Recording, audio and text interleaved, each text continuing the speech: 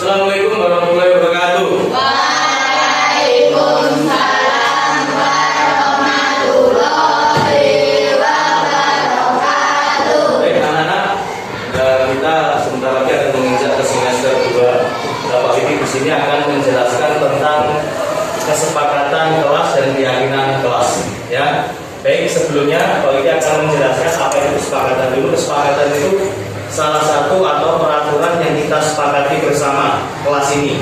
Nah, nanti kalau sudah terbentuk kesepakatan kelas, kalian akan membuat kenapa kesepakatan ini, kemudian keyakinanmu apa, ya. Nah, karena kalau kamu yakin itu salah, berarti kamu apa? Besoknya memperbaiki, ya. Misalkan ada tadi saling menyayangi guru dan teman, berarti keyakinannya yaitu apa? Keyakinannya yaitu saling menghargai dan kerukunan. Berarti kalau sudah rukun, saling menghargai, kok sampai nanti ada yang berselisih, berantem, berarti sudah tidak apa? Melanggar kesepakatan. Berarti dia belum yakin kalau itu belum menghargai teman dan belum rukun kan anak itu berarti. Nah, berarti nanti konsekuensinya Pak ditanya bisa nggak memperbaiki nanti.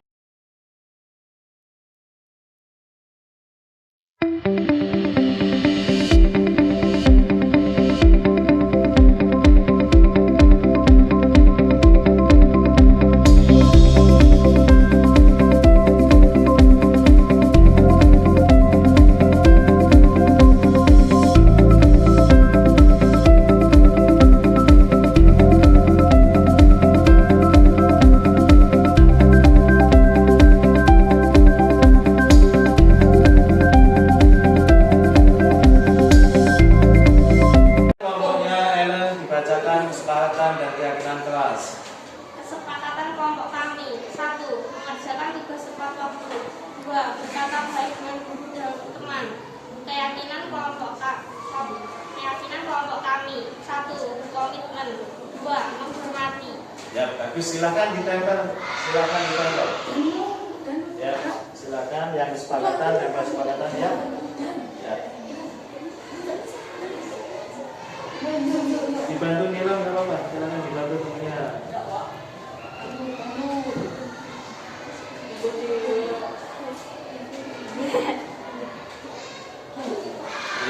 Ya.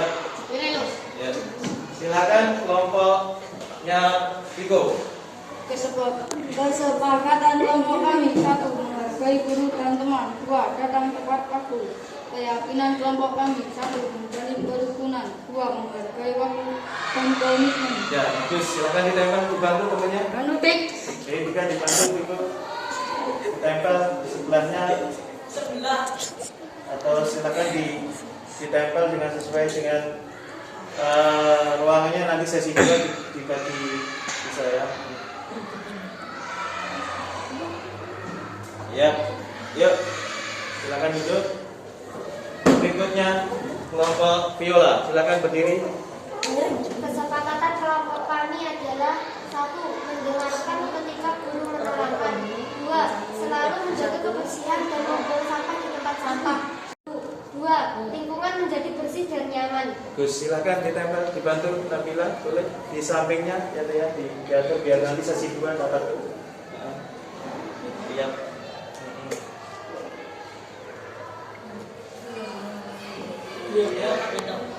Gus.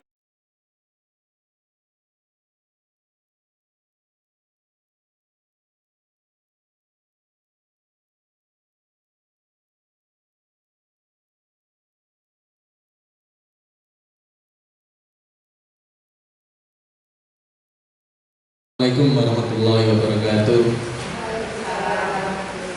Alhamdulillah, wassalatu wassalamu ala alihi wasallam. Yang saya hormati teman-teman sejawat SDN 3 Manusari, teman-teman guru SDN 3 Manusari. Pertama-tama kita panjatkan puji syukur kehadirat Allah Subhanahu wa taala, di mana pada kesempatan hari ini kita masih bisa berkumpul dalam keadaan sehat untuk sosialisasi tentang modul 1.4 yaitu tentang budaya positif Salawat dan salam kita aturkan kepada junjungan kita Nabi Agung Muhammad sallallahu alaihi wasallam. Semoga kita besok menjadi mendapatkan syafaatnya di yaumul qiyamah. Amin. Bapak Ibu, teman-teman guru di SDN Gamanusari, di sini perkenalkan, sudah kenal ya. Di sini perkenalkan saya akan bersosialisasi tentang modul titik 1.4 yaitu budaya positif, di mana budaya positif ini akan tercipta dengan dimulai dari diri kita sendiri, yaitu diawali dari kita. Jadi prosesnya tidak semudah kita membalik tangan, tapi budaya positif yang kita ciptakan ini nanti di sekolah kita memulai proses yang panjang, itu merubah paradigma, merubah pandangan kita tentang budaya positif kayak ini nanti. Untuk budaya positif ini di modul ini ada namanya nanti disiplin positif, ada keyakinan kelas, ada kebutuhan dasar manusia, ada motivasi manusia, dan ada restitusi. Tapi nanti mungkin saya akan memaparkan sampai keyakinan atau nanti selanjutnya untuk pemaparan tentang karya tulis saya. Ya, di sini budaya positif ini bisa tercipta itu jika anggota warga sekolah sini sudah paling tidak mulai dari kelasnya masing-masing. Dari kelas ini nanti akan dari kelas masing-masing, dari kelas 1, 2, 3 dan selanjutnya itu nanti akan membentuk suatu budaya yang disebut dengan budaya positif. Nah, ini selanjutnya kita lanjut ke slide berikutnya. Sini dari ini ada Ki Hajar Dewantoro. Modul titik 1 ini kita akan membahas tentang filosofi Ki Hajar Dewantoro, 1.2 tentang visi, peran guru, dan visi misi guru penggerak dan profil pelajar Pancasila. Baik. Budaya positif atau ekosistem positif ini menurut Ki Hajar Dewantoro, lampiran 1 dasar-dasar pendidikan keluarga tahun 1 nomor 1, 2, 3, 4 November, Desember 1036, Januari, Februari sampai 1937. Kita ambil contoh perbandingannya dengan hidup tumbuh-tumbuhan dengan seorang petani. Dalam hakikatnya sama kewajibannya dengan seorang pendidik yang menanam padinya, misalnya hanya dapat menuntun tumbuhnya padi. Ia dapat memperbaiki kondisi tanah, memelihara tanaman padi, memberi pupuk dan air, membasmi ulat-ulat atau jamur-jamur yang mengganggu hidup tanaman padi dan lain sebagainya. Jadi di sini diambil dari cuplikan Ki Hajar Dewantoro ini, Bapak Ibu. Murid kita itu seperti benih, seperti bibit. Jadi kita itu sebagai petaninya, meski bibitnya itu tidak unggul, meskipun ditanam di tanah yang kurang subur, tapi kalau kita sebagai petani merawatnya dengan baik, menyirami dengan tepat, berpupuk, memberi pupuk dengan tepat setiap hari, merawat dengan baik, insya Allah akan mendapatkan hasil panen yang baik. Beda kalau kita meskipun bibitnya unggul, meskipun itu tanahnya subur, tapi kalau perawatnya, petaninya asal-asalan, itu juga membuat panen kita juga kurang baik. Jadi anak didik kita, Bapak Ibu, itu diibaratkan sebagai bibit yang sudah kita tanam di sini.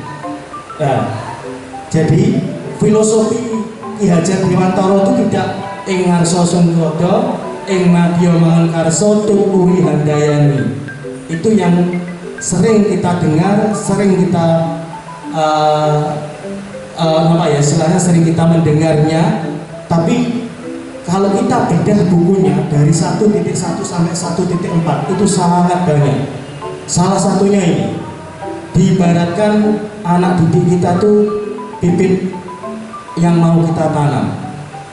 meskipun itu bibitnya kurang unggul, tanahnya kurang subur, tapi kalau kita sebagai petani itu merawatnya dengan baik, penyiramannya dengan baik, pupuknya dengan baik, insya Allah akan mendapatkan bibit yang unggul juga.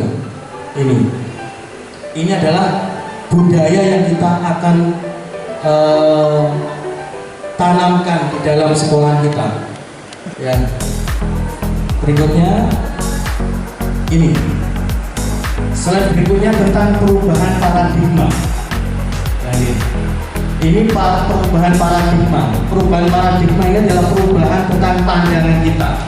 Misalnya kalau Bapak Ibu, misalnya kalau Ibu Sarmiati, Ibu Win, Pak Ibu ini pun pengalaman skillnya sudah tidak diragukan lagi. Rumah ini nanti teman-teman ini, insya Allah skill sudah sudah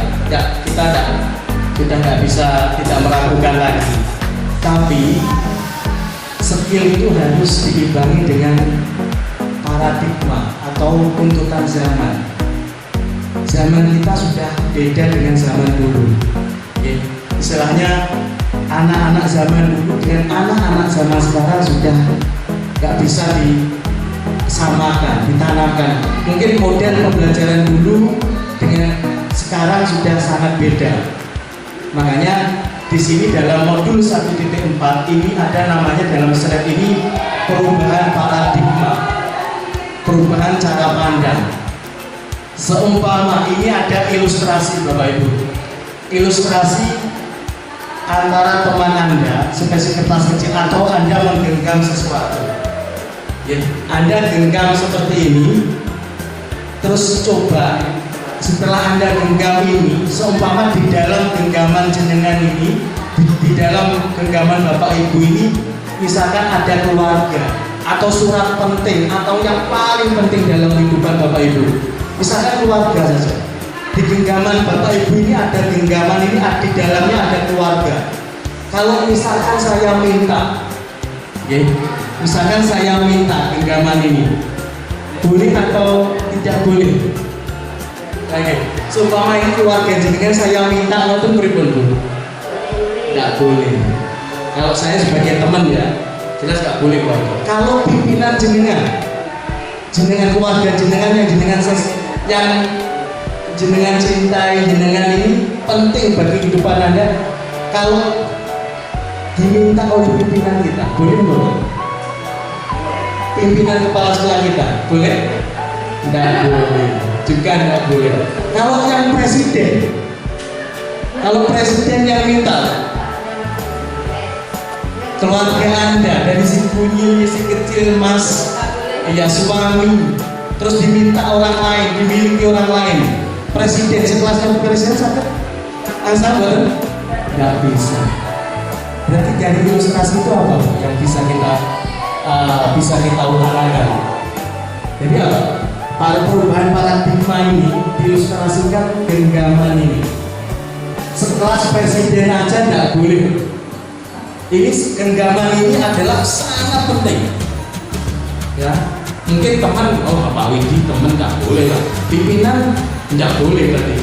Sekelas presiden pun juga tidak boleh milih kita. Dan berarti apa di sini? Sekuat tenaga pasti akan Bapak Ibu akan pertahankan. Jika sesuatu yang penting dalam genggaman ini kok dimiliki orang lain, pasti. Apalagi genggaman ini isinya keluarga kita, pasti akan kita pertahankan. Nah, di ilustrasi ini makanya kita tidak bisa mengontrol orang lain. Kita tidak bisa. Paradigma sekarang kita tidak bisa mengontrol. Kayak apapun kita tidak bisa mengontrol orang lain ternyata. Diilustrasikan dari genggaman ini kita tidak bisa. Sampai kelas presiden itu dengan ngendikan mau ojo Pak, ini keluargaku penting, ini surat penting, ini penting, nggak boleh sampai presiden pun miliki, tidak boleh. Nah, dengan para perubahan ini maka diilustrasikan juga dengan genggaman ini, maka ada namanya teori kontrol. Kalau ilustrasi kontrol kita itu kayak dipaksakan. Sementara ini kita lihat kalau kita mengontrol anak kita, itu anak-anak seakan-akan untuk mengikuti kita. Kita ya ojo rame nih, ojo ini nih, ojo ini. Itu ilusi kontrol tapi memaksa, menundukkan seseorang. Ya, bukan dengan teorinya. Dan di sini nanti kita akan membahas teori kontrol itu. Dan nanti Bapak Ibu akan tercengang selama ini saya itu nanti ada lima dasar posisi guru. Nah sekarang jenengan ini nanti di posisi mana? Nanti ada ilustrasinya lagi. Nah, kalau ilustrasi kontrol atau kontrol kita seakan-akan akan memaksa menundukkan seseorang. Padahal di sini ada teorinya.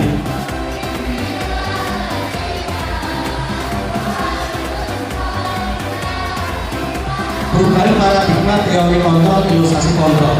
Ilusi guru mengontrol murid. Ilusi bahwa kritik dan membuat orang merasa bersalah dapat menguatkan karakter. Ilusi bahwa semua penguatan positif efektif dan bermanfaat. Ilusi bahwa orang dewasa memiliki hak untuk memaksa. Ini yang kita selama ini kita jalankan kepada murid-murid kita. Memaksa, ya tidak menimbulkan dari diri sendiri. Ya, makanya tadi di awal kita bilang ini butuh proses. Perubahan paradigma ini, budaya positif ini kita butuh proses itu. Ini ada perbedaan perubahan paradigma dari stimulus respon sama teori kontrol. Selama ini kita mungkin menjadikan stimulus respon, bukan teori kontrol. Kalau stimulus respon, kita mencoba mengubah orang agar berpandangan sama dengan kita. Ini menerangkan anak ini, anak kita. Misalkan kita kadang memaksakan anak kita, udah gini loh, itu udah gini, padahal anak ini punya bakat sendiri-sendiri. Nah kalau teori kontrol kita berusaha memahami pandangan orang lain tentang dunia ini. Jadi ini nanti arahnya ke merdeka belajar, arahnya ke merdeka belajar, bahwa merdeka bukan anak itu bebas memilih atau gimana, enggak. Di sini anak akan diberi kebebasan untuk mengeksplorasi bakat minat anak-anak ini. Dan kita hanya sebagai apa ya istilahnya penyedia penampung, atau kita itu sebagai hanya mendampingi ya. Di sini belum disiplin. Ini ada teori kontrol dulu. Anda bisa mengontrol, Anda tidak bisa mengontrol orang lain. Kolaborasi dan konsensus menciptakan pikiran baru, model berpikir menang-menang. Ini. Nah, di sini kita sudah setelah teori kontrol, kita mengontrol seseorang itu hanya untuk bisa disiplin biasanya. Jadi kita istilahnya teori kontrol kita itu hanya memaksa seseorang untuk menjadikan orang itu disiplin. Disiplin. Nah, disiplin itu kalau kita artikan selama ini adalah seperti hukuman. Disiplin itu mendisiplin anak tapi dengan hukuman. Nah, padahal di sini arti disiplin sendiri berasal dari bahasa Latin disiplina, artinya belajar, Bapak Ibu. Artinya itu belajar ternyata. Tapi sekarang ini seakan-akan disiplin ini adalah untuk mematuhi sesuatu, memaksakan sesuatu kepada orang lain untuk istilahnya sekehendak dengan kita. Padahal di sini disiplin ini adalah berasal dari kata disiplina, itu belajar. Makna asal dari kata berkonotasi dengan disiplin diri dari murid-murid ini, dari Sokrates dan Plato. Nah, namun dalam budaya kita, makna kata disiplin telah berubah menjadi sesuatu yang dilakukan seseorang pada orang lain untuk mendapatkan kepatuhan. Ya, ini. Jadi di budaya kita sekarang ini, segala sesuatu yang dilakukan orang lain untuk mendapatkan kepatuhan. Kecenderungan umum adalah menghubungkan kata disiplin dengan ketidaknyamanan. Ini yang mengurangi kita untuk merdeka belajar di sini. Bukan dengan apa yang kita hargai atau pencapaian suatu tujuan yang mulia. Ini. Jadi disiplin artinya itu belajar Bapak Ibu di sini. Disiplin ini membuat anak itu nyaman dengan teori-teori tadi. Ya. Nah, makanya di dalam teori juga Ki Hajar Dewantoro di modul yang sudah saya ringkas ini,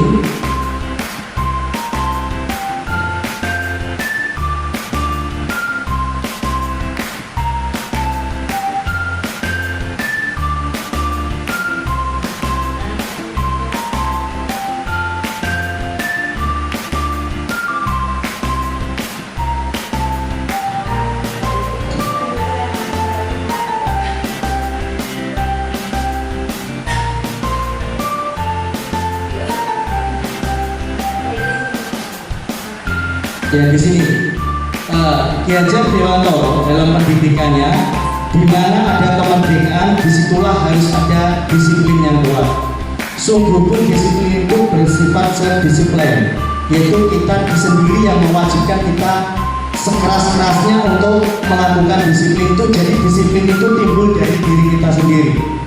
Tapi jika seseorang itu tidak bisa wajib disiplin dirinya sendiri, maka penguasa lain, maksudnya faktor lain, motivasi lain, ini yang bisa mendisiplinkan kita. Nah, faktor ini, di situ Ki Hajar menyatakan bahwa untuk mencapai kemerdekaan atau dalam konteks pendidikan kita saat ini, untuk menciptakan murid yang merdeka, syarat utamanya harus disiplin yang kuat. Disiplin adalah disiplin diri, memiliki motivasi internal. Dari internal itu dalam diri kita sendiri. Jika kita tidak memiliki motivasi internal, maka kita memerlukan pihak lain, penguasa lain tadi, untuk mendisiplinkan kita, atau motivasi eksternal yang berasal dari luar atau diri kita sendiri. Ini apa itu motivasi eksternal internal? Ini Bapak Ibu. Jadi kadang kita tuh disiplin gara-gara satu, kita tuh pakai helm, itu biasanya untuk menghindari hukuman dan boten ketilang. Itu adalah motivasi eksternal kita, bukan internal kita. Jadi kita pakai helm itu gara-gara ditakut ditilang. Yang pertama ini, teori motivasi perilaku manusia yang pertama. Ini motivasi perilaku manusia. Yang kedua, karena ingin imbalan. Nah, biasanya karena biar kita itu di sekolah pakai masker. Biar pakai masker adalah untuk biar nanti bisa masuk sekolah. Kalau nggak pakai masker belum boleh masuk sekolah. Atau kita dapat reward ke guru kita. Nah ini gara-gara ada imbalan dari guru kita, mendapatkan bintang, mendapatkan apapun imbalan. Ini adalah motivasi eksternal kedua. Nah, yang diharapkan itu adalah motivasi internal dari tujuan disiplin positif, yaitu saya akan menjadi orang seperti apa bila saya melakukannya. Jadi timbul dari kita sendiri. Ini adalah motivasi internal. Makanya disiplin itu harus teorinya adalah dari internal kita. Ini prosesnya, kita menimbulkan ini. Nah, menurut Ki Hajar Dewantoro, merdeka itu artinya tidak hanya terlepas dari perintah, akan tapi juga cakap buat memerintah sendiri. Ini. Nah, ini adalah diagram yang dulu di tengah-tengah itu peraturan kelas. Setelah peraturan kelas ada namanya keyakinan kelas. Keyakinan kelas akan membentuk lingkungan positif.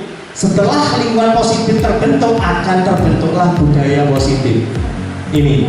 Nah, di dalam keyakinan kelas ini adalah sesuatu yakin. Namanya yakin itu percaya, yakin bahwa perbuatan itu baik, tidak baik, itu yakin. Nah, kami di kelas 6A sudah mempraktekkan ini. Jadi yang dulunya ini peraturan kelas itu sekarang lebih dihaluskan lagi Bapak Ibu. yaitu kesepakatan kelas.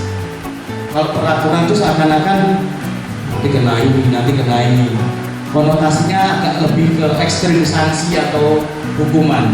Tapi kalau nanti bahasanya kesepakatan kelas itu agak lebih halus, kata jangan, tidak boleh itu dihilangkan seperti itu. Oke. Tapi peraturan kelas tetap nanti kalau misalnya diambil tidak apa-apa. Ini hanya istilah saja. Nah, sekarang apa itu keyakinan kelas, hukuman dan penghargaan? Mengapa kita memiliki peraturan kelas menggunakan helm bila mengendarai roda 2? Mengapa kita memiliki peraturan 3M menggunakan masker, mencuci tangan dan jaga jarak? Mengapa kita memiliki peraturan? Di sini kita akan membahasnya. Nah, antara peraturan dan keyakinan kelas, Bapak Ibu, saya jelaskan di sini. Peraturan misalkan memakai helm saat berlalu lintas. Nah, keyakinannya kalau berlalu lintas tadi sudah kita bahas motivasi yang pertama. Kalau eksternalnya kita takut nanti kalau ketilang. Padahal peraturan di sini memakai helm saat di jalan raya ada suatu keyakinan yang membetulkan atau membenarkan di sini. Yaitu untuk apa, Bapak Ibu? Keyakinan kita untuk pakai helm itu keyakinan kita apa, Bapak Ibu? Iya. Itu makanya ini nanti tolong kalau jenengan sudah ini silakan dibuat kesepakatan dan keyakinan, Bapak Ibu, untuk murid-muridnya. Jadi anak itu timbul bahwa yakin, oh pakai helm itu untuk keselamatan, bukan takut titik. Nah, ini perubahan paradigma saat ini. Alhamdulillah kelas 6A sudah kami buat antara kesepakatan kelas dan keyakinan kelas.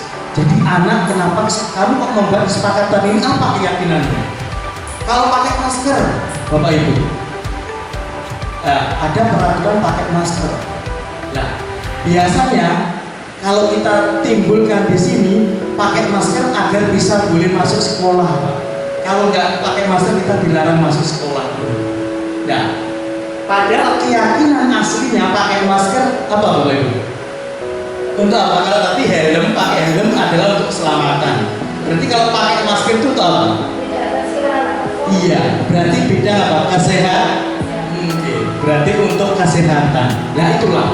Makanya di modul ini diminta kita tuh menimbulkan, merubah paradigma yang selama ini menimbulkan dari internal kita, dari dalam kita, bukan dari eksternal ya. Kalau eksternal tadi kan, oh saya takut ketilang, nah berarti X gitu. Jadi pihak lain yang disiplinkan kita. Padahal disiplin positif ini mintanya timbul dari internal kita. Jadi yakin bahwa pakai masker, pakai helm itu adalah untuk keselamatan kita dan untuk keyakinan kita, untuk kesehatan kita, maaf.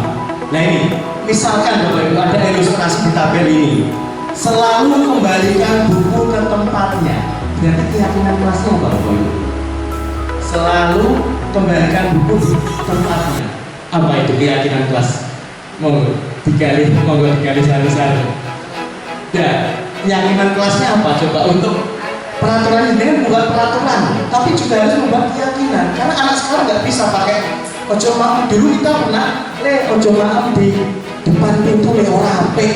Dan apa jari baik? Nah itu baik sih tidak tahu.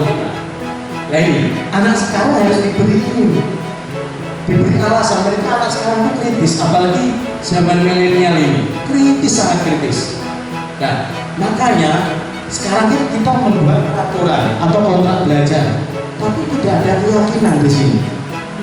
Ada peraturan 15 menit, hadir sekolah 15 menit sebelum pembelajaran dimulai. Konten kan dia ada gitu ya. Nah, di situ cuma ditempel peraturan, Bapak Ibu.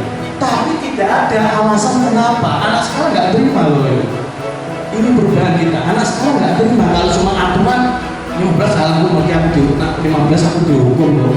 Nah, kok nak lebih dari 15 menit aku mesti kena hukuman. Nah, sekarang ini Bapak Ibu, hukuman itu beda dengan konsekuensi. nanti kita jelaskan dulu. Nah, makanya kita merubah disiplin ini dari internal kita. Oke. Makanya setelah jenengan nanti membuat peraturan kesepakatan kelas, mohon di sampingnya, di sebelahnya ada keyakinan kelasnya. Tidak pakai helm, contohnya keyakinan untuk keselamatan. Nah, kalau selalu kembalikan buku ke tempatnya, kira-kira apa? Keyakinan kelasnya apa? Iya. Berarti kayak apa? Bertanggung jawab. Berarti anak nanti kalau kalian nanti mengembalikan buku lagi, berarti kalian itu tanggung jawab. Yang kedua, dilarang mengganggu orang lain. Kalau nanti bisa dirubah, mengganggu, dilarang mengganggu teman yang lain. Berarti ini keyakinan kelas untuk bangun internal siswa kita, Bang. Toleransi, menghargai, menghormati. Okay?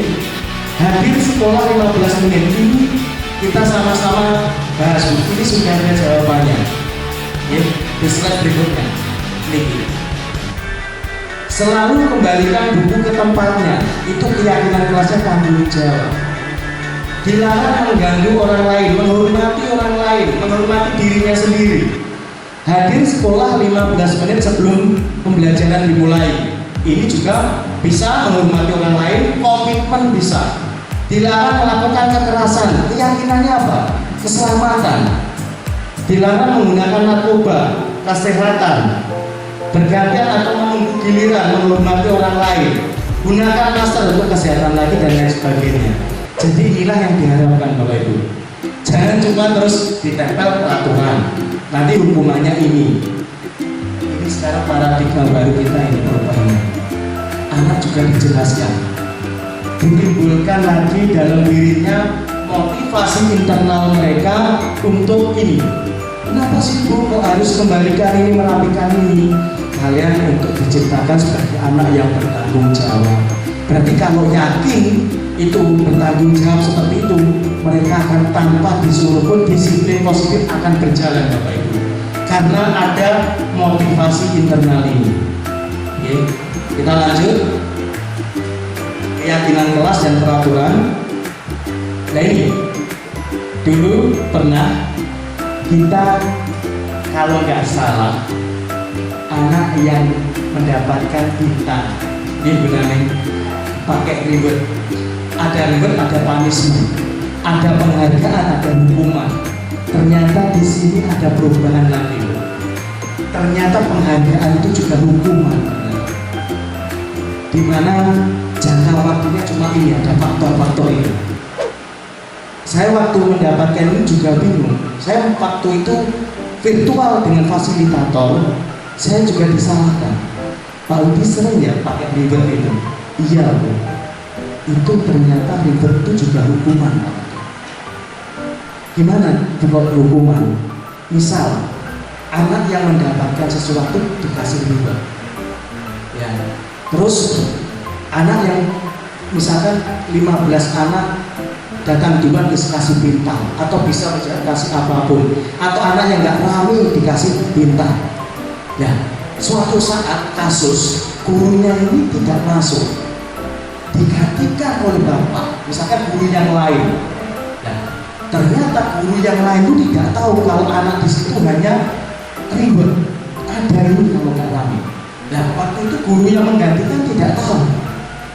Akhirnya anak-anak ramai. Nah, saya sudah dia nggak dikasih bintang bapak ini. Nah inilah. Nah, suatu saat kalau misalkan kita berhenti memberi reward atau bintang itu, anak akan kembali lagi. Jadi akan tidak efektif penghargaan itu, dan bisa merusak hubungan. Dalam arti apa? Akan ada persaingan di kelas itu. Anak yang tidak mempunyai bintang-bintang terus, dia akan merasa tersaingi, akan merusak, akan ngeceng, apa namanya itu ya, ngeceng temennya, sehingga istilahnya langsung apa ya, aku kok gak dapet ini. Nah ini jadi persaingan, dan ini akan merusak hubungan. Nah ini seperti tadi kasus tadi, bapak ini tidak melakukan reward karena menggantikan guru ini tidak tahu aturan di kelas itu. Nah akhirnya anak ini bisa berpendapat, oh ternyata nggak dapat apa-apa ya, seperti ini nggak dapat, kita diam juga nggak dapat, kita rapi nggak dapat apa-apa, lain akan berpikir seperti itu. Sampai ini nanti takutnya kalau sudah kuliah atau sudah tidak bersama orang tua, karena orang tua selalu ngasih uang, ngasih inilah. Ternyata saat ini nanti sendiri kos sendiri misalkan, nah saat dia melakukan kehebatan dia tidak mendapatkan apa-apa, ya ini akan jadi momok untuk anak itu. Nah makanya inilah nanti keyakinan dalam diri internal tadi pentingnya di sini, yaitu untuk memupuk pentingnya keyakinan dalam diri kita sendiri. Makanya di awal ini butuh proses untuk menimbulkan keyakinan diri dan jiwa internal kita, itu lebih baik. Meskipun nanti misalkan berarti perlombaan itu nggak perlu piala, perlombaan itu nggak butuh hadiah, itu beda. Karena kita itu ke karakter. Kalau kompetensi perlombaan kan ada kompetensinya, kita berkompetensi di situ. Kalau di sini kan kita membentuk karakter seseorang, membentuk karakter peserta didik kita. Makanya di sini yang paling baik atau yang paling diri yaitu membentuk keyakinan timbul dari internal anak dengan teori tadi. Lanjutnya, nah ini ada hukuman dan konsekuensi, Bapak. Oke, di sini ada hukuman dan konsekuensi. Apa bedanya hukuman? Mencatat 100 kali dalam buku kalimat. Saya tidak akan terlambat lagi karena terlambat ke sekolah, menulis gitu. Nah ini di sini. Nah makanya setelah teori, disiplin, keyakinan, biasanya dalam peraturan keyakinan ada timbul hukuman. Oke, hukuman ini, hukuman atau konsekuensi ini kita bedakan Bapak Ibu. Hukuman seperti ini, tindakan guru. Ini ada contohnya slide-nya. Nah ini, mencatat 100 kali dalam buku itu adalah hukuman. Melari mengelilingi lapangan basket 2 kali karena terlambat hadir, ini hukuman. Murid diminta push up 15 kali karena tidak menggunakan masker ke sekolah, hukuman. Tapi kalau lebih halus lagi Bapak Ibu, menggantikan kertas tugas teman yang dicoret-coret. Nah ini adalah konsekuensi. Membersihkan tumpahan air meja tulis karena tersenggol pada saat belajar, konsekuensi. Misalkan ada murid kita menyobekkan, ada kancing ditarik sobek, dia bertanggung jawab, nanti gak apa-apa saya betulkan, saya bawa ya di permak baju, itu konsekuensi Bapak Ibu. Tapi saat pembelajaran PJOK disuruh lari berkeliling basket terlambat 10 karena ini pelajaran PJOK bukan hukuman tapi konsekuensi. Jadi sekarang kita beralih dari hukuman ke konsekuensi karena hukuman ini Bapak Ibu dampaknya sangat ini. Hukuman sesuatu yang menyakitkan yang terus terjadi. Kalau konsekuensi sesuatu yang terjadi saat itu. Kalau hukuman membuat anak sakit fisik maupun hati untuk jangka waktu lama. Kalau konsekuensi membuat anak merasa tidak nyaman dalam waktu jangka pendek. Anak membenci kedisiplinan, hukumannya. Anak menghargai disiplin. Kalau hukuman itu memaksa, kalau konsekuensi itu stimulus. Kalau hukuman mendorong anak menyakiti diri sendiri, tapi kalau konsekuensi mendorong anak mudah menyesuaikan diri. Timbul pertanyaan di sini waktu virtual. Maaf Ibu fasilitator, saya menghukum anak, tapi anak itu juga jadi sukses. Sekarang jadi bos, jadi pimpinan, jadi kepala sekolah, ada pimpinan ini. Nah, ini beda Bapak Ibu. Tapi meskipun sukses, tapi kita nggak tahu psikisnya waktu kena hukuman. Kita pun masih ingat jengkelnya minta ampun waktu dulu mesti ada guru kita yang sangat killer. Kita sampai dihukum sampai dewasa ini kita sampai mencontoh guru itu. Ya itu terjadi nggak tahu meskipun dia sukses, kelak sukses jadi pimpinan dari apapun, tapi Kita nggak tahu sama anak sama istrinya di rumah gimana, kita nggak tahu. Ya, makanya biar kita nanti tidak salah asuh, hukuman itu sangat panjang, bisa merubah karakter seseorang. Tapi kalau konsekuensinya hanya sesaat, saat itu aja. Jadi kita rubah hukuman itu sebagai konsekuensi. Misalkan numpahkan apa, berbuat apa, ya sesuaikan konsekuensinya. Silakan dibersihkan. Kalau misalkan ada yang mengambil buku, ya silakan kamu ganti. Itu konsekuensinya. Karena lebih, kalau hukuman itu nanti anak itu pasti membenci disiplin, tapi kalau konsekuensi anak menghargai disiplin. Ini. Nah, di sini yang terakhir, kalau hukuman marah, rasa bersalah, dipermalukan, merasa tidak dihargai. Ini akan apa ya, yang mindset yang akan melekat di otak peserta didik kita sampai dewasa kalau hukuman ini. Tapi kalau konsekuensi benar saat itu tidak nyaman anak itu, saat disuruh membersihkan, disuruh ganti sobekan kertasnya teman, mungkin tapi dihasilkan untuk sementara saja, tidak dalam jangka panjang. Makanya Bapak Ibu, mungkin nanti hukuman ini lebih halus lagi menjadi suatu konsekuensi. Jadi anak itu lebih menghargai. Kalau berbuat seperti itu, konsekuensinya ini kamu. Ya, bukan dari tadi dibedakan. Makanya kayak hukuman itu kayak spontan, tapi menyakitkan Bapak Ibu. Lari kamu, udah kamu seperti ini. Nah itu, nanti ada bahasa-bahasanya seperti itu.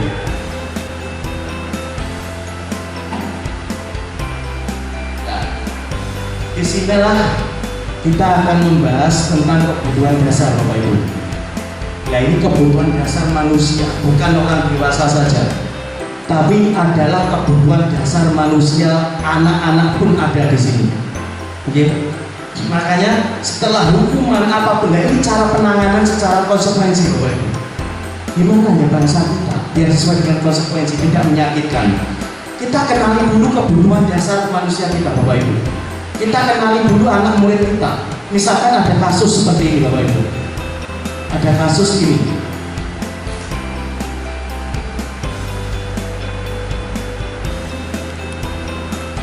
Ini ada kasus untuk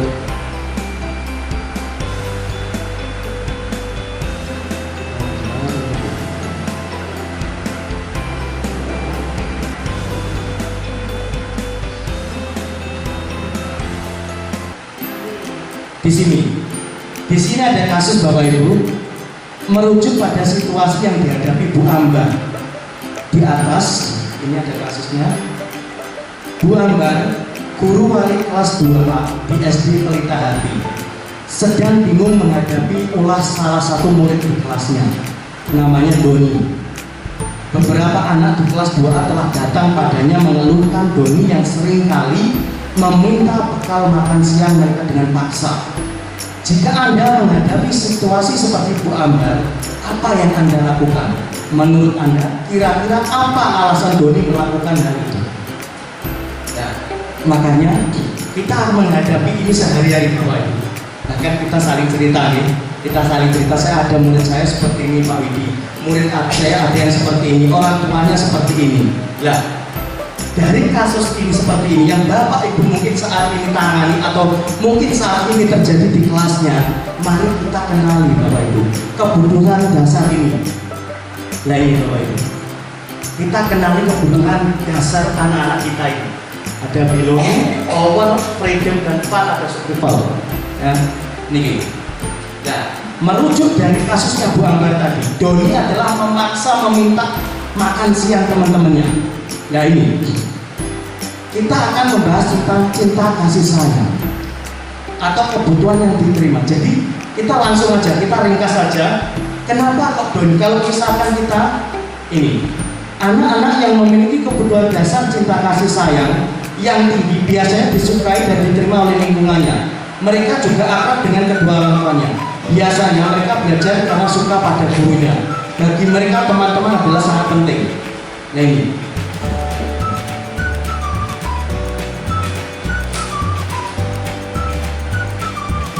Ya ini, dalam kasus di atas ini Doni menjawab, misalkan anak-anak mereka suka bermain kebutuhan dasar kesenangan tinggi hasilnya ini.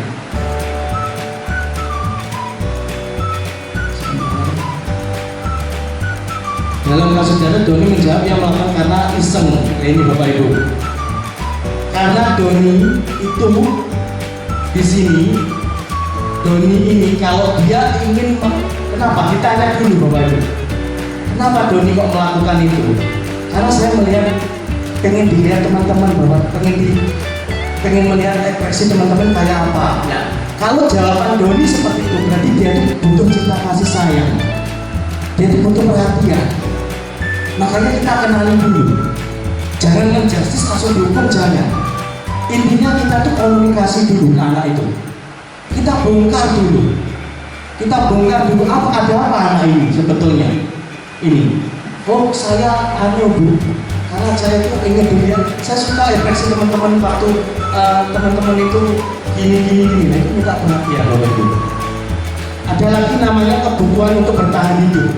Ini survival tadi. Ya, dalam kasus di atas, Doni menjawab, misalkan kalau dia minta ini untuk bertahan hidup, Doni menjawab alasannya mengambil bekal temannya karena dia merasa senang.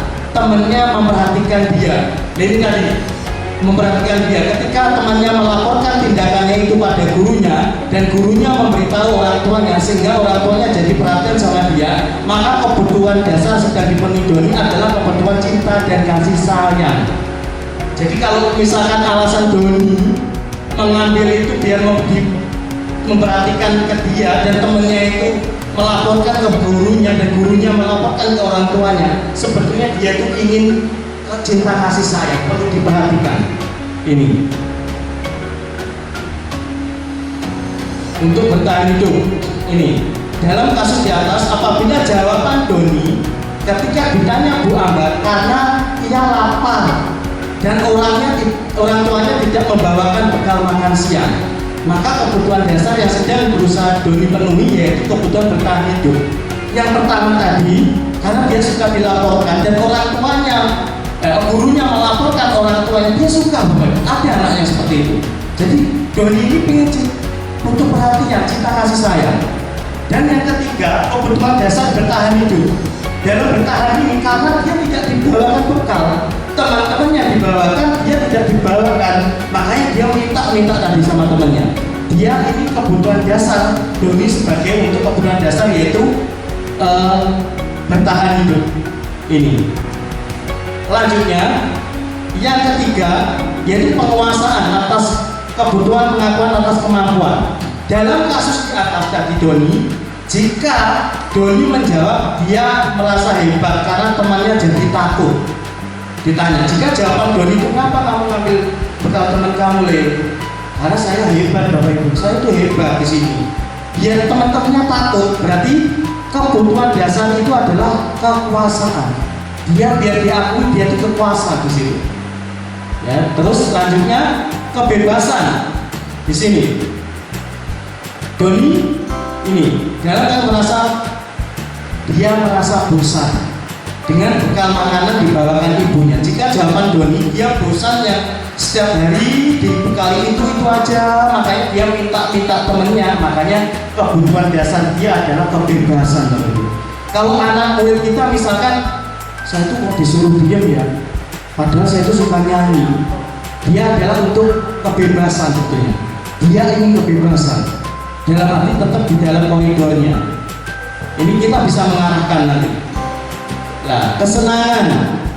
Ya ini untuk iseng aja Bapak Ibu. Jika jawaban Doni menjawab dia melakukan karena iseng aja dan menikmati ekspresi wajah teman-temannya yang kesal, maka dia akan berusaha menunjukkannya itu kesenangan. Kalau dia melakukan itu untuk misalkan melihat wajahnya teman-temannya cuma iseng-iseng aja, cuma dia senang melihat wajahnya temannya kesal, ya berarti dia itu kebutuhan dasarnya itu kesenangan, hanya untuk senang-senang aja. Makanya dari kebutuhan ini nanti kita bisa kontrol. Ada 5 posisi kontrol kita. Nah ini yang kita Nah, tadi di awal kami bilang ada guru penghukum, ada guru pembuat merasa bersalah, ada guru menjadi teman, ada guru yang dalam posisi pemantau, ada guru yang posisi manajer. Nah, dalam paradigma ini setelah kita keyakinan, peraturan, hukuman, konsekuensi sudah, nah 5 dasar kebutuhan sudah kita pahami. Nah, selanjutnya posisi kita di mana, kontrol kita. Yang diminta dalam budaya positif, dalam kita keyakinan kelas, dalam mengembangkan budaya positif, kita diminta di sini, Bapak Ibu, yaitu posisi sebagai manajer kita ini. Tapi juga butuh proses. Ciri-cirinya sudah ada semua di situ.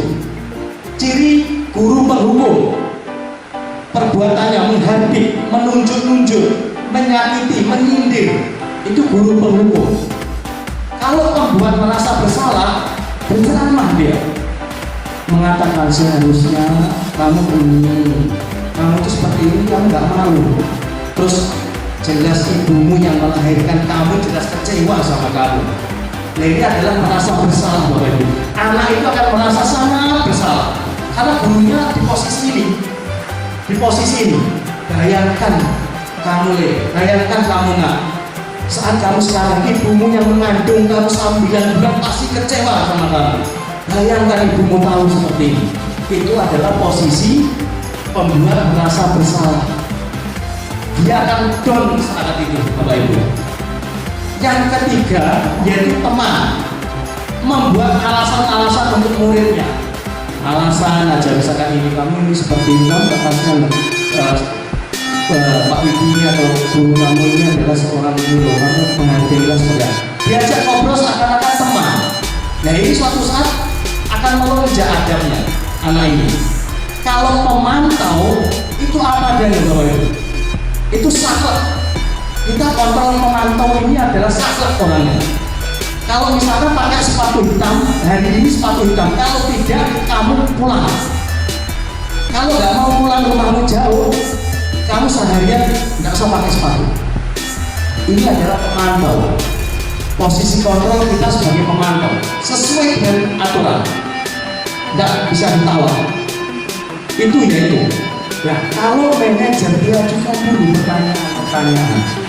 Kenapa kamu nggak pakai sepatu? Alasan apa? Ya, tadi malam saya terlambat Pak, saya tidur bangunnya kesiangan. Terus apa ini? Tadi cepat-cepat saya lupa ini Pak. Tapi saya merasa bersalah Pak, saya sudah bersalah.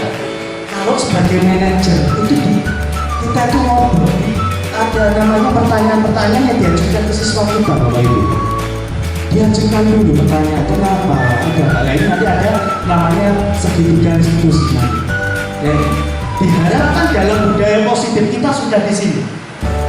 Ini, kalau guru berkata, kalau penghukum, kalau kamu tidak melakukan, awas ya, rasakan ya, ini penghukum.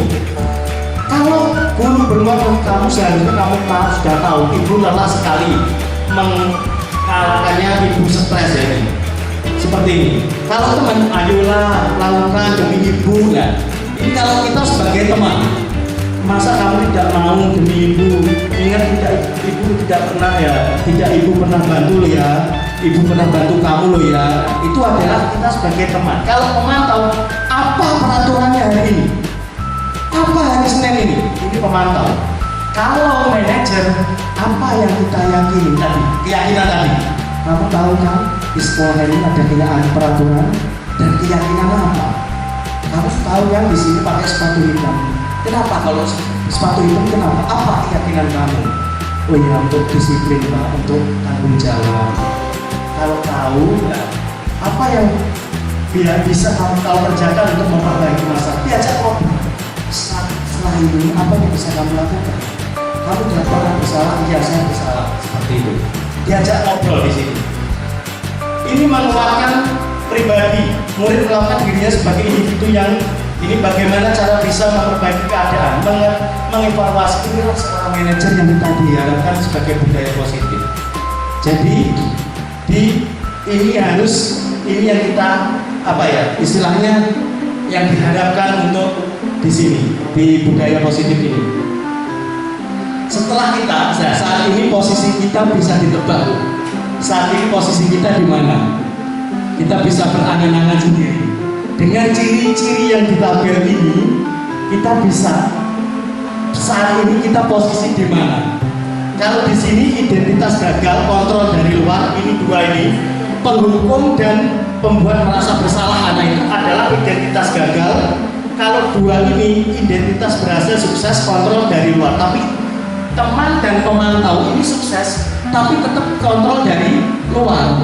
Tapi kalau ini manajer berhasil, sukses, tapi kontrol timbul dari dirinya sendiri, dari keyakinan tadi, keyakinan yang sudah dibuat tadi. Ini, nah gini. Setelah itu ada namanya segitiga restitusi, Bapak. Nah ini. Restitusi adalah proses menciptakan kondisi bagi murid memperbaiki kesalahan mereka sehingga mereka kembali pada kelompok mereka dengan karakter yang lebih baik dari dosen 2004. Jadi restitusi ini menciptakan kondisi murid memperbaiki kesalahan lagi dengan mereka memperbaiki kesalahan dan bisa diterima lagi, tidak dikucilkan, maksudnya bisa diterima karakternya lebih baik, lebih kuat lagi. Nah, inilah namanya segitiga restitusi untuk anak-anak kita. Nah ini yang pertama, jika anak itu berbuat salah, ini yang pertama, menstabilkan identitas dulu. Apa nanti kita bahas. Yang kedua, validasi tindakan yang salah. Yang ketiga, menanyakan keyakinan.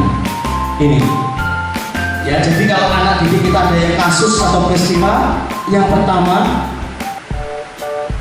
ini untuk membuat murid merasa gagal karena berbuat salah menjadi positif terhadap dirinya.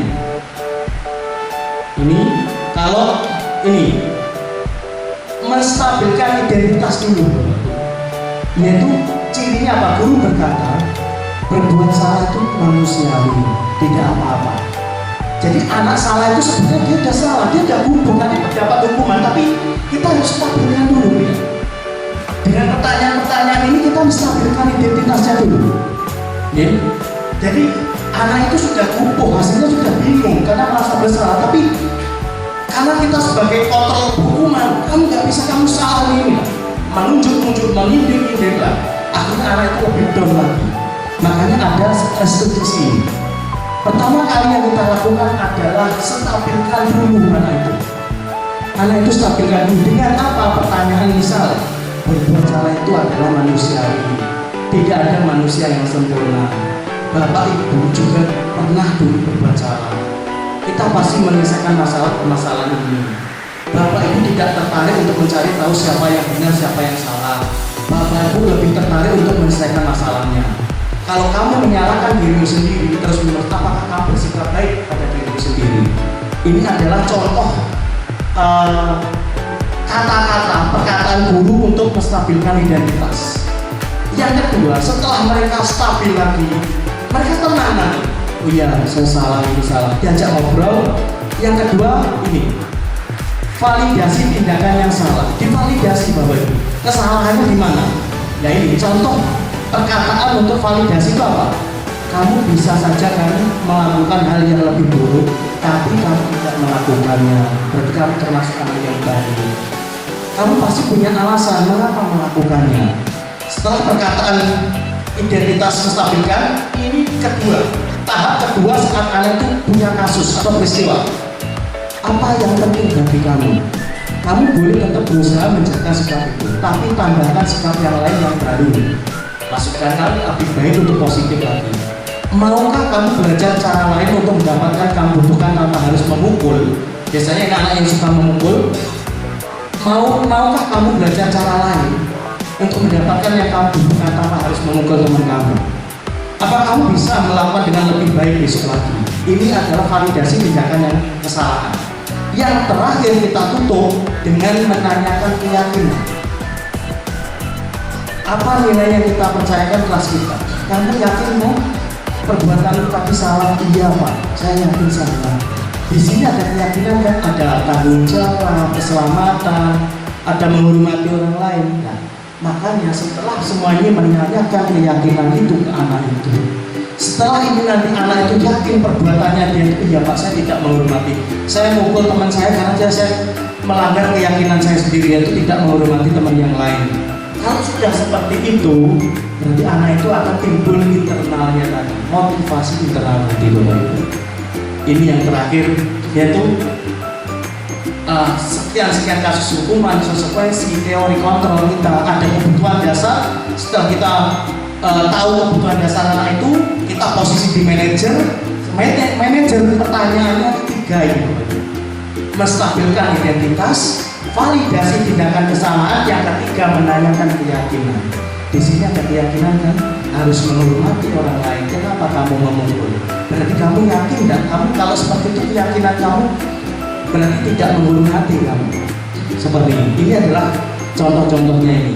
Nah, setelah ini saya sudah membuat laporan tertulis di sini, yaitu tentang best practice saya ini yang sudah saya terapkan di kelas saya dengan judul pembiasaan barbel. Dalam akronimnya berbaris di depan kelas untuk menguatkan keyakinan, kedisiplinan, dan kepemimpinan kelas 6A di SD Negeri 3 Manusari, Kabupaten Ponorogo. Ini. Jadi saya membuat sebuah karya tulis ini setelah kami membuat kesepakatan kelas dan keyakinan kelas, yaitu pembiasaan barbel. Ini berbagi saya, pembiasaan barbel berbaris di depan kelas, barbel. Saya singkat, saya akronimnya ini untuk penguatan keyakinan, kedisiplinan, dan kepemimpinan. Ini judul saya. Dan kami sudah sampaikan ke Bapak Kepala Sekolah, dan alhamdulillah di sini keabsahannya sudah, lembar persetujuan beliau Kepala Sekolah kita, dan lembar pernyataan keaslian saya sudah, dan ini judul saya sudah diterima oleh Bapak Kepala Sekolah. Nanti kalau misalkan saya suatu-suatu ini seperti saya nanti dipakai untuk karya ilmiah, bisa. Ada pengantar, ini fasilitator saya Iswatul Korea dari Bogor, dan Pak Dwi Pak Joko ini pengajar praktek. Jadi guru penggerak ini ada dua, Bapak Ibu, yang dampingi. Satu fasilitator, itu yang virtual, yang kita siap dari tatap muka online. Kalau Pak Dwi Pak Joko ini dari SD Serandil, Jambon, ini setiap 2 bulan sekali akan datang ke tempat kita. Itu calon CGP ini, guru penggerak ini sudah melakukan ini atau belum? Ini yang ngecek guru prakteknya, pengajar praktek ini, PP. Jadi kalau besok ada angkatan guru penggerak yang bagi yang belum, silahkan pilih CGP atau PP. PP ini ada syarat-syaratnya. Kalau CGP kita sebagai calon guru penggerak ini akan 9 bulan di kandungan, di Pulau Mentah, di Wenjang 9 bulan. Kita angkatan 4 akan berakhir di bulan Juni, kalau nggak salah, kurang lebihnya di bulan Juni. Ini setiap modul disuruh buat karya tulis seperti ini. Daftar isi dari latar belakang, data pustaka, ini abstrak saya, pendahuluan latar belakang, budaya positif sekolah memang didapatkan selain untuk siswa kegiatan belajar juga akan dapat timbal balik budaya positif. Ini untuk latar belakang saya, karena latar belakang saya ini karena saya ingin menciptakan keyakinan, kedisiplinan, makanya judul saya itu pembiasaan barbel, pembiasaan berbaris di depan kelas untuk keyakinan, yaitu kedisiplinan dan kepemimpinan. Karena apa? Kepemimpinan itu nanti yang menyiapkan bergantian, Bapak Ibu. Yang menyiapkan itu bergantian. Oke? Ini terus perumusan masalah latar belakang, yaitu dikaji apakah pembiasaan barbel memperkuat keyakinan ini. Tujuan saya itu untuk membentuk karakter, kedisiplinan, kepemimpinan siswa kelas 6A di SD 3 Manusari Ponorogo. Manfaat bagi siswa mendapat pelajaran, bagi guru best practice dapat dijadikan pengalaman baru bagi guru untuk lebih paham tentang peraturan.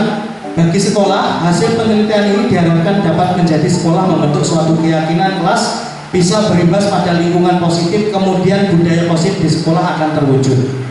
Ini bab 2 berbaris, kajiannya berbaris itu adalah berderet, berbanjak. Ini tujuannya saya untuk bentuk karakter tadi. Kedisiplinan ini sesuai dengan modul yang sudah saya jelaskan. Disiplinan, jangan lupa Disiplin jangan diartikan menumbuhkan seseorang untuk patuh sebagai kita. Disiplin adalah belajar merdeka. Ini.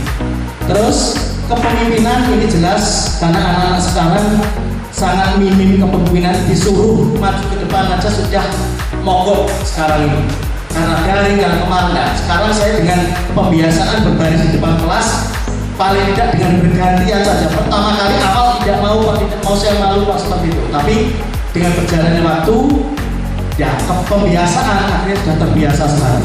Kepemimpinan dengan dipimpin baris berbaris, satu ketuanya bergantian memimpinnya. Penerapan barbel karena keyakinan kelas ini saya menerapkan berbaris di depan kelas ini program untuk pembiasaan kelas oleh guru-guru demi memperkuat keyakinan, kedisiplinan dan kepemimpinan.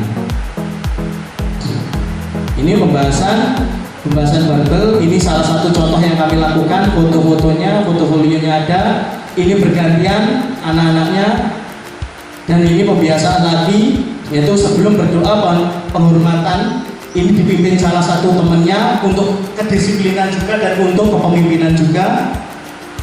Dan ini hasilnya setelah sebelumnya kurang lebih itu 53%, kedisiplinannya untuk mengikuti pembelajaran itu 40%.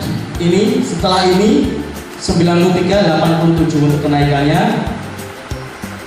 Dan kesimpulan, berdasarkan hasil yang dicapai melalui penerapan barbel, maka dapat disimpulkan bahwa pembiasaan barbel dapat memperkuat keyakinan, kedisiplinan dan kepemimpinan siswa dan mengembangkan potensinya sehingga membentuk karakter diri siswa kelas 6 SD 3 Melosari Ponorogo. Dan ini daftar usaha saya. Mungkin itu pemaparan saya Bapak Ibu, ada kurang lebihnya mohon maaf. Kurang lebih 1 jam 60 menit ini, monggo digali saran-saran. Kita sudah ada perubahan paradigma baru, ada keyakinan kelas, peraturan kelas, motivasi eksternal, internal, terus tadi ada 5 dasar kebutuhan manusia, terus kita itu teori posisi kontrol guru kita di mana, cara menyelesaikan dengan segitiga restitusi tadi.